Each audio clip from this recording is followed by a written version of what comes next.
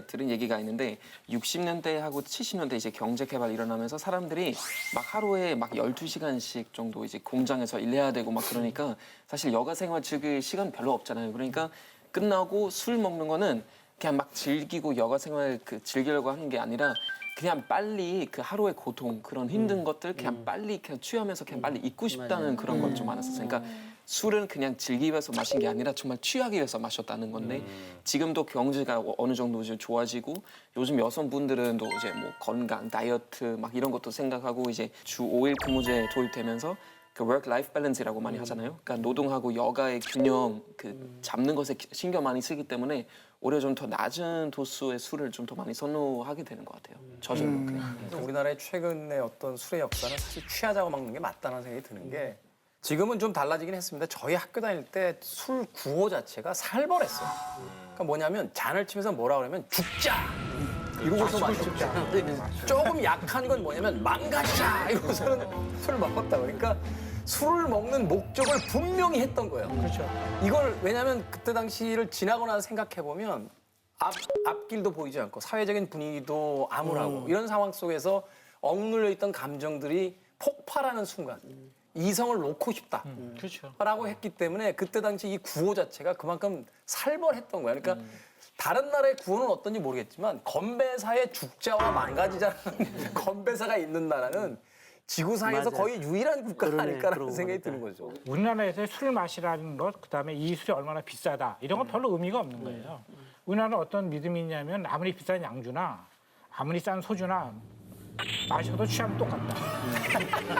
그러니까 이제 우리는 목표가 뭐냐면 분명히 있는 거죠. 과정이 취하는 아니라 거, 일단 취해야 취하는 되는 거. 술을 먹고 취해서 다른 세계로 가고 싶다 이런 거거든요. 무질서 예, 세계. 그래도 그 세계를 일단 가면은 모든 게 이제 허락이 되니까. 실질적으로 지금 좋아하고. 우리가 술을 마시는 이유가 시대적으로 변해왔습니다. 가장 기본적인 술이 꼭 필요했던 이유는 뭐냐면 고난 극복에 있어 술이 필요했습니다. 예를 들어서 러시아 같은 경우에는 춥지 않습니까? 그러면 이렇게 넓은 방을 난방을 하려면 얼마나 힘들겠습니까? 차라리 고독 한 잔 마셔버리는 게 몸을 난방할 수 있으니까. 그게 이제 사실은 러시아라는 추운 나라에 살아갈 수 있는 요령이고 우리나라 같은 경우 막걸리 같은 것도 농주를 하는 이유가 뭐냐면은 농주는 알코올 도수는 낮지만 칼로리가 높고 물도 있고 그러니까 땡볕에 온열 땡볕에 땀을 뻘뻘 흘리는데 목도 마르고 배도 고프고 몸도 피곤하니까 일석삼조로 농주가 된 겁니다. 노동주죠, 노동주. 네, 모든 나라 사실은 그러면서 과거에는 그 현실을 극복하기 위해서 살기 위해서 술이 필요했던 거고. 독일 맥주 역사도 사실 그래요. 사실 그래요. 맨 처음에는 옛날에 수질이 별로 안 좋았어요. 근데 이제 부모님 입장에서 내가 내 아이한테 좀 좋은 물을 제공하고 싶은데 수질이 안 좋으니까 우선 물을 끓였어요.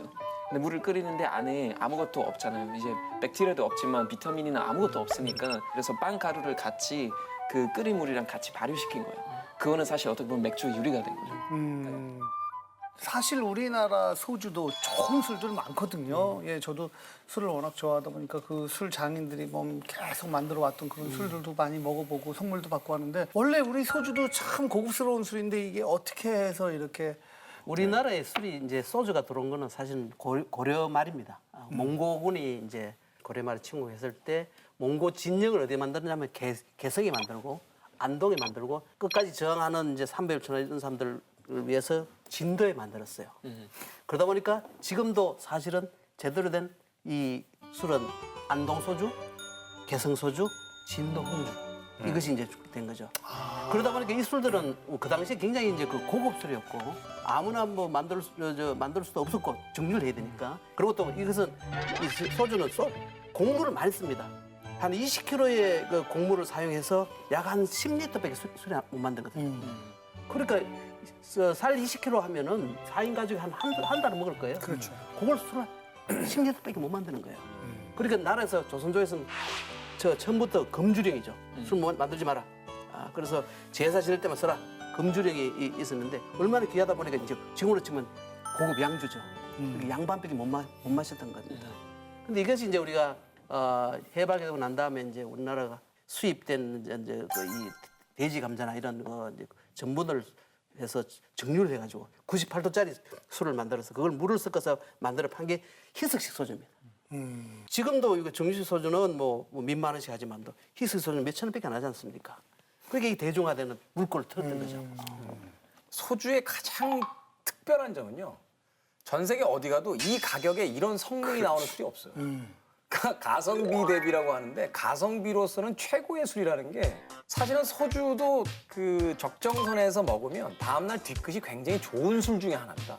취기도 빨리 올라와 주고 뭐 어느 정도 먹었을 때는 다음날 아침에 숙취도 거의 없고 더군다나 굉장히 싸고 그러니까 사실 그렇기 때문에 소주 예찬론자들이 많죠. 이제 술 좋아하는 분들 중에 아 그래 독일은 맥주, 뭐 프랑스는 와인, 일본은 사케, 뭐 등등등 고유의 술인데 우리도 고유의 술이 있지만 그거를 딱 하나를 이렇게 남들한테 얘기할 만한 그게 뭐가 안 돼서 그때 일제 강점기 때 다 그런 것들을 또 뭐 못 그렇게 만들겠죠. 못 미안하게 만들겠다고. 근데 그것도 강박 같아요. 그러니까 고급 술이 대표 술이 돼야 된다는 것도 사실 좀 벗어나야 되는 게요.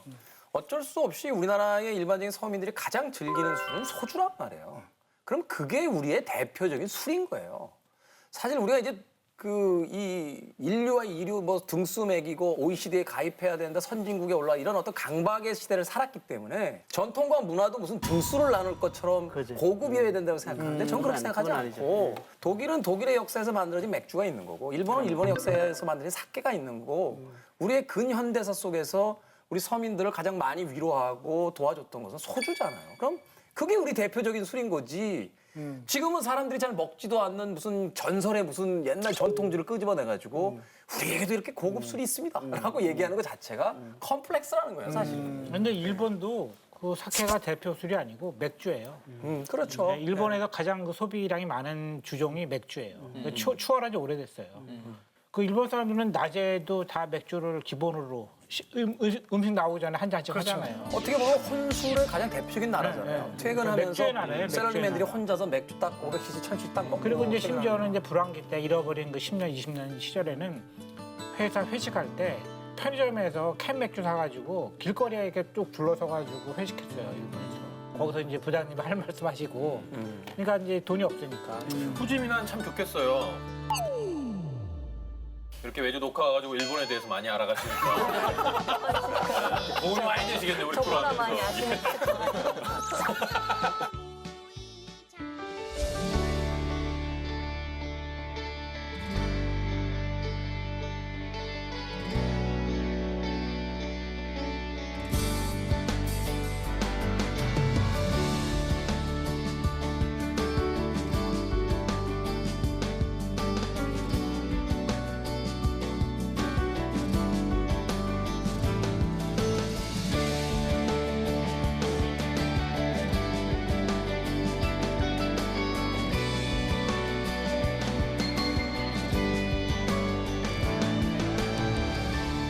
굉장히 유명한 일화가 있다고 그래서 네. 잠깐 얘기를 해드릴까 합니다. 사랑하는 여인의 청혼을 받은 남자가 있었는데 청혼을 받았잖아요. 여인한테 먼저 받았음에도 불구하고 이제 고민을 하기 시작한 거예요. 근데 뭐 그럴 수도 있죠. 예, 당연히 뭐 남녀 불문하고 뭐 프로포즈를 받으면 고민을 할 수 있는데 무려 7년 동안 고민을 쭉 한 거죠. 그래서 예, 7년 동안 고민한 결과 결혼할 이유가 354개. 결혼 안 할 이유가 350개. 야, 박빙이네요. 큰 박빙이지만 해야 할 이유가 4개 더 네개 많기 많고. 때문에 오케이 뭐 이 정도면은 하는 게 맞겠다. 7년 만에. 그녀를 7년 만에 찾아갔는데 그녀는 이미 결혼한 뒤였고 이분은 이제 평생 독신으로 혼자 살았다는 얘기예요. 이분이 근데 이게 진짜 맞아요. 이 사람이 정말 그 철학자 칸트. 칸트.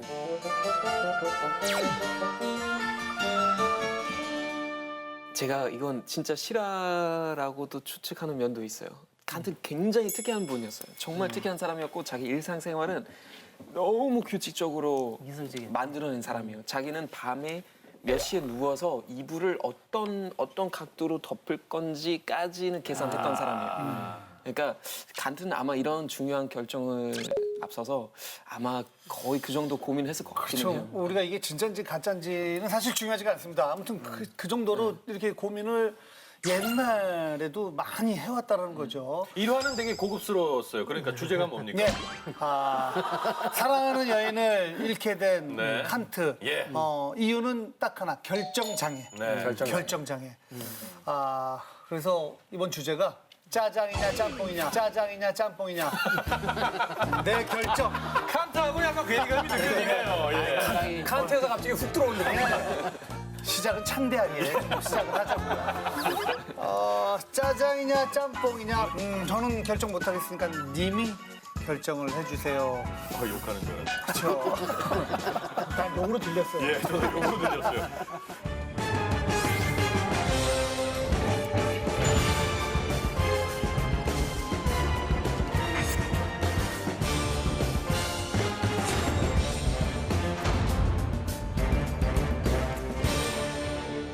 결정장애라는 것 때문에 많은 분들이 나는 왜 이렇게 결단력이 없지? 여러분은 어떻게 생각해요? 진짜 나는 내가 지금 이런 상황인데 내가 뭘 하는 게 좋을 것 같아요? 라고 묻는 정말 웃지 못할 일들이 벌어지고 있는데 본인들은 어떻게 생각하세요? 좀 딱 결단력 있게 그래서 저는 행동에 좀, 옮기는 편이에요? 좀 아니면? 너무 뭐 편의적으로 사는지 몰라도 제가 할 일은 결정을 잘 못하는 것 같고 남을 그 직업상 남한테는 이래라 저래라 단호하게 이야기하는 어떻게 솔직하게? 그래도 비교적 그래도 결정 장애는 없다고 생각이 들고 그런 근거를 나는 가족들이 우리 딸내미들이 이제 나보고 음식 먹으러 갈 때는 그래도 아빠가 결정하라고 이제 믿어주는 돈을 내시는 거예요.